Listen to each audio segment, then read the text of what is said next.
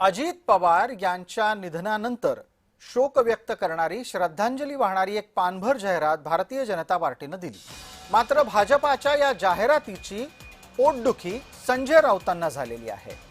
अजित पवारांना पानभर जाहिरात देऊन भाजपाने वाहिलेल्या श्रद्धांजलीने संजय राऊत अस्वस्थ झालेले आहेत। संजय राऊतांच्या या टीकेवर भारतीय जनता पार्टीने एक सडेतोड उत्तर दिलंय।